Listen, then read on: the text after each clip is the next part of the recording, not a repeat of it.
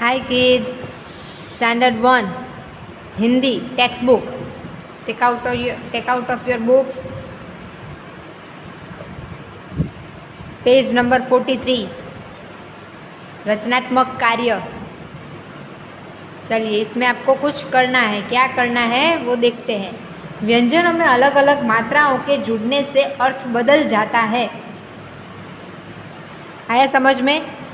कोई भी एक शब्द, उसमें कोई भी अब अगर हम मात्रा अलग अलग लगाएंगे तो उसका मीनिंग बदलता रहता है. मतलब यहाँ पे क व्यंजन में अब तक पढ़ी गई मात्राएं देखिए. अब तक हमने जो भी मात्राएं पढ़ी है वो यहाँ पे है. दिए गए फूलों में रंग भरिए. पहले हम मात्राएं देखेंगे कि ये कल, कोई भी मात्रा लगी हुई नहीं है, सिर्फ कल. ठीक है, कल कोई मात्रा नहीं है. अब आगे इसमें आ की मात्रा लगेगी. तो क को आ की मात्रा और ल को आ की मात्रा. तो क्या हुआ? काला. कल मतलब कल और काला मतलब कलर हो गया, रंग हो गया काला. मात्रा लगी आ की तो उसका मीनिंग बदल गया. अब आगे क को लगेगी ई की मात्रा, छोटे ई की मात्रा आगे वाली. तो क्या हुआ? कील हुआ ना. तो इसका भी मतलब बदल गया. फिर लगी बड़ी ई की मात्रा पीछे वाली, उसमें लगा कील. वो हमें चुभता है ना किल, वो वाला किल. उसी तरह क में ऊ की मात्रा लगी, छोटे ऊ की मात्रा, तो बन गया कुल. और जब बड़े ऊ की मात्रा लगी तो बना कूल. है ना? जैसे जैसे मात्राएं बदलती जाती है वैसे वैसे ही इस एक ही शब्द का मतलब भी बदलता रहता है. आया समझ में आपको? इसीलिए हम शब्दों में जब भी बोलते हैं तो सभी शब्दों में, सभी वाक्यों में अलग अलग तरह की मात्राएं लगती है. रोज़मर्रा हम कई मात्राएं बोलते हैं लेकिन समझ में नहीं आती है कौन सी वाली कौन सी है. जैसे जैसे आप सीखते जाएंगे वैसे वैसे आपको समझ में आती जाएंगी कि कहाँ पे कौन सी मात्रा लगानी है और उससे लगाने से उसका मतलब कैसे बदलता है. ठीक है, अब इसमें आपको रंग भरने हैं. ये आपका होमवर्क में जाएगा. चलिए अभी पेज टर्न कीजिए. अभी है एक्सरसाइज. जो अब तक हमने पढ़ा है उसका पेपर है. ये बुक में ही दिया गया है. चित्र के सही नाम पर टिक लगाइए. क्या है ये? टमाटर, गाजर या बाजा? तो गाजर है तो यहाँ पे आपको गाजर पे टिक करना है. ये क्या है? मछली, परी या नदी? तो मछली, तो आपको मछली पे टिक करना है. ये आपके होमवर्क में जाएगा. अभी कुछ मत कीजिएगा, सिर्फ यहाँ पे ध्यान दीजिए. बोलिए और सही शब्द पर टिक लगाइए. पहले बोलना है कि कौन सा वाला सही बैठेगा, है ना? फिर ही उस पर टिक करना है. बगिया, बगिया या फिर बगिया. तो बगिया में क्या आएगा? छोटी ई की मात्रा आएगी. बगिया, तो उस पर टिक करना है. फिर है चिड़िया, चिड़िया और चिड़िया. तो कौन सी आएगी? छोटे ई की मात्रा आएगी. तो यहाँ पे टिक करना है. फिर है गुलाब, गुलाब और गुलाब. तो यहाँ पे छोटे ऊ की मात्रा आएगी गुलाब. तो गुलाब पे टिक करना है. फिर है तरबूज, तरबूज और तरबूज. तो यहाँ पे बड़े ऊ की मात्रा और ज ये बिंदु वाला. ओके, तो यहाँ पे टिक आएगा. अभी आपको चित्र के नाम पूरे करने हैं. ये क्या है? तबला, ये किताब, ये कछुआ और ये सूरज. तो यहाँ पे त और ब लिखा हुआ है तो क्या बाकी हुआ? ला. तो लिखना है ला, तो बनेगा तबला. फिर है किताब, तो ता और ब लिखा हुआ है तो क्या बाकी रहा? की. तो लिखना है किताब. फिर है कछुआ, तो क और आ लिखा हुआ है तो क्या बाकी रहा? छू. तो कछुआ. फिर है सूरज, तो ज लिखा हुआ है, क्या लिखना है? सूर. तो क्या बनेगा? सूरज. अब प्रश्नों के उत्तर देने हैं लेकिन एक ही शब्द में। उमड़ उमड़ कर कौन गरजा, कौन गरजता है उमड़ उमड़ कर? बादल गरजते हैं, तो यहाँ पे लिखना है बादल। रवि क्या लाया, क्या लेकर आया था रवि? मिठाई, तो लिखना है मिठाई। बकरी की शादी में गिद्दड़ ने क्या बजाया? गिद्दड़ क्या बजा रहा था बकरी की शादी में? नगाड़ा, तो यहाँ पे लिखना है नगाड़ा। मधु की बुआ क्या लाई? उसकी गुड़िया के लिए सुनहरा मुकुट, तो यहाँ पे लिखना है सुनहरा मुकुट। है ना, है समझ में? तो ये भी आपको फिल करना है लेकिन घर में।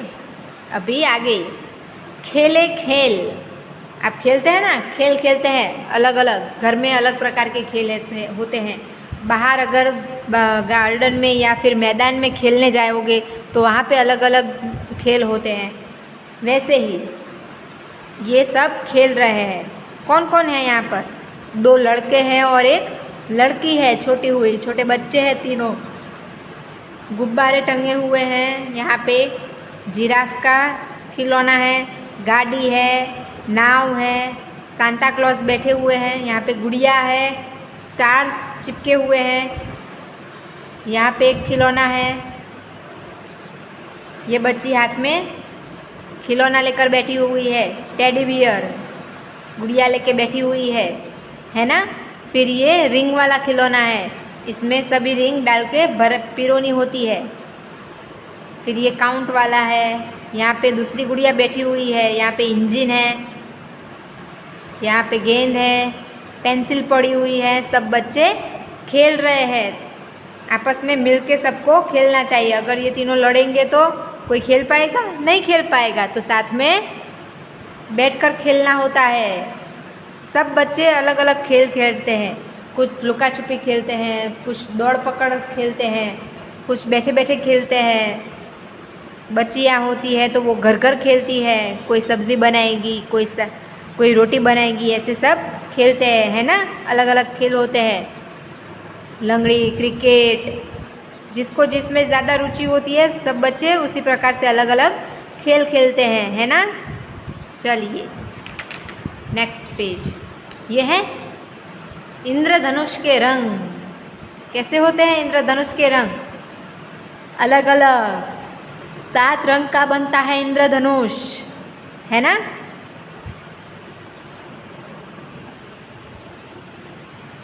झानी वाली पीनारा, झा मतलब जामुनी, नीला ये स्काई ब्लू वादड़ी, फिर ग्रीन, येलो पीला, नारंगी ऑरेंज, रेड, है ना।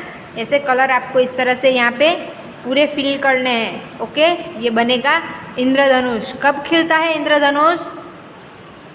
बारिश की सीज़न में, जब बारिश होती है, बहुत ही शाम एकदम हो जाती है और बारिश होती है, बादलों के पीछे से इंद्रधनुष निकलता है। कई बार हमने देखा हुआ होगा। देखिए यहाँ पे सब बच्चे नीचे से देख रहे हैं, बारिश हुई है इसीलिए ये मोर नाच रहा है, उसे बारिश बहुत पसंद है। तितलियाँ भी बाहर निकली हुई है, अलग अलग पेड़ पौधे पर और फूलों पर जाकर बैठेगी। ऐसे बारिश के मौसम में ऐसे कीड़े मकोड़े भी बहुत ही निकलते हैं, है ना, छोटे छोटे। हमें ध्यान से चलना फिरना चाहिए ताकि कोई काट ना ले, कोई हमें डस ना ले।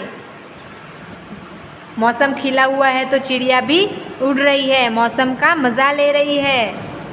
बच्चे खेल रहे हैं, इंद्रधनुष को देख रहे हैं। देखिए कि कैसा मस्त इंद्रधनुष आया हुआ है। अरे वाह, बच्ची कितनी खुश है। देखिए, अरे कितना अच्छा है, ऐसे बता रही है अपने भाई को। इस कुत्ते को भी पसंद आया है वो दृश्य जो सामने दिख रहा है, वो भी खिला हुआ लग रहा है ना। पेड़ पौधे एकदम हरे हरे हो गए हैं, खिले हुए लग रहे हैं। यहाँ भी फूल भी कई तरह के रंगों से खिले हुए हैं, है ना। इंद्रधनुष कितने रंग का होता है? 7 रंग का है। अब है रू की मात्रा। रू, जो ऐसे रू बहुत ही कम लिखना होता है लेकिन वो अलग अलग शब्दों में बोलने में आता है। जैसे वृक्ष, तो ये रू हमने लिखा नहीं है, लेकिन रू बोलने में आया है, वृक्ष, है ना। वैसे ही नृप, तो ये रू लिखने में नहीं आया है, लेकिन न के नीचे उसकी मात्रा लगी हुई है, इसीलिए हम बोलेंगे नृप। फिर है कृषक, फिर है तृण। ऐसे रू लिखना नहीं होता है, लेकिन उसकी मात्रा जब नीचे लगती है तो वहाँ पे र बोला जाता है, नृप। वैसे चलिए पढ़ते हैं। हरा भरा वृक्ष था, क्या था, वृक्ष, तो व में रू की मात्रा लगी है। आसपास हरी घास थी, क्या था, घास थी। हरी घास पर मृग नाचकर खुश हुआ। ये घास हरी हरी थी, तो ये मृग, मृग मतलब हिरण, मृग, म में रू की मात्रा लगी है, तो क्या बना, मृग, नाचकर खुश हुआ। एक नृप आया, कौन आया, नृप, नृप मतलब राजा, न में रू की मात्रा है, और गाना गाया, और वो गाना गा रहा था। उसकी वाणी मृदु थी, मृदु मतलब अच्छी, मीठी।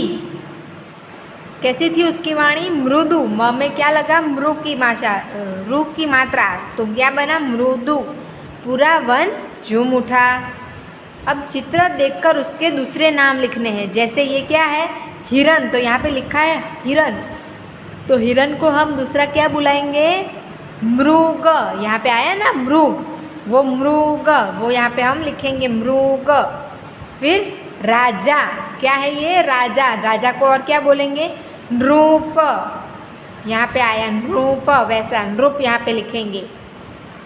फिर है किसान, किसान को हम क्या बोलेंगे, कृषक। यहाँ पे देखा ना हमने ऊपर, वैसे यहाँ पे लिखना है कृषक। फिर है तिनका, तिनके को हम और क्या बोलेंगे, तृण, क्या बोलेंगे, तृण। तो जो भी अक्षर लिखा होता है उसमें ये मात्रा जुड़ती है, तो क्या बनता है, रू की मात्रा जुड़ी हुई होती है ना। वो भी जो भी खड़ा हुआ होता है, खड़ी हुई मात्रा होती है, उसको लग कर लगती है। अगर यहाँ और वहाँ कहीं दूसरी तरफ लिखी तो वो गलत होगा। जैसे ये घृणा, तो घृ में ये रू की मात्रा ये ऐसे दूर है तो वो गलत होगा, लेकिन वो उसे या ऐसे पास जोड़कर करेंगे तो ये सही होगा, है ना। वैसे आपको ध्यान रखना है। आया समझ में।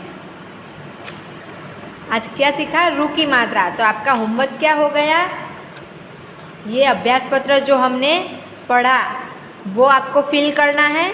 इंद्रधनुष में रंग पूरने हैं और ये रू की मात्रा का शब्द लिखना है। ओके, ये हो गया आपका होमवर्क। चलिए, थैंक यू।